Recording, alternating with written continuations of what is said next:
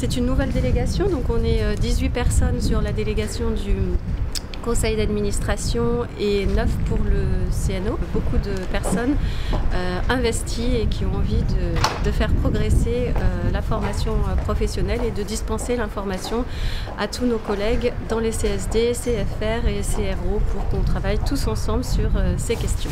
Un travail collaboratif avec une expression forte des représentants territoriaux et des organisations syndicales est très important pour moi. Je suis contente de faire partie de cette délégation.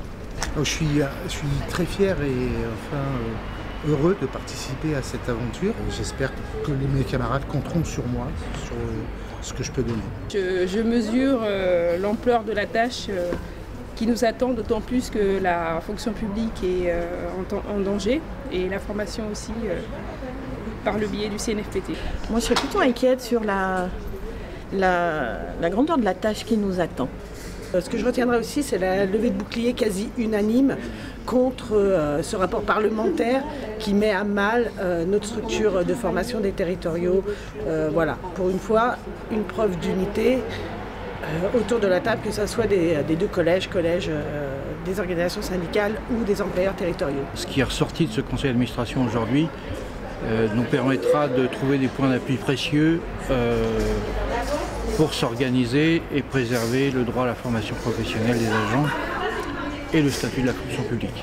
La candidature présentée par la Fédération des services publics me proposant et me faisant l'honneur d'être candidaté à la vice-présidence a été plus que retenue, vu qu'on a largement été élu. Donc c'est une reconduction dans ce mandat de vice-président du CNFPT, vu que j'occupais la fonction depuis 2015. Elle intervient dans un contexte particulier, donc un contexte de remise en cause des fondements du statut de la fonction publique avec le projet de loi qui est aujourd'hui adopté en Conseil des ministres, mais également avec le rapport parlementaire qui, ce rapport parlementaire prévoit ni plus ni moins un changement de statut du CNFPT, dont en quelque sorte c'est une porte ouverte à sa privatisation, avec toutes les conséquences que cela aurait pour le droit à la formation professionnelle, pour le service public de la formation professionnelle. Donc ces enjeux-là seront au cœur de cette vice-présidence.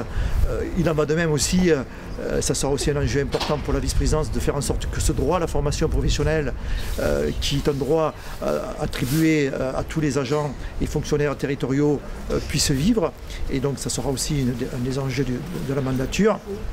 Et pour terminer, cette élection, elle reflète aussi ce qu'est le CNFPT, c'est-à-dire un établissement national, paritaire, déconcentré. Et de ce point de vue-là, à travers le vote des deux collèges, que ce soit le collège des organisations syndicales ou le collège des élus politiques, on a pu démontrer, au-delà de nos divergences de point de vue sur tel ou tel sujet au sein du conseil d'administration, on a pu démontrer à travers ce vote notre attachement commun à ce paritarisme qui est aujourd'hui également menacé. On reste motivé, on ne lâche rien, on travaille. L'idée c'est de faire des allers-retours en permanence avec les territoires aussi pour que toutes les organisations de la CGT soient à la fois en connaissance de ce qui se passe au niveau des instances, mais qu'en même temps elles puissent faire remonter ce qu'elles ont envie et ce qu'on va construire ensemble comme en matière revendicative.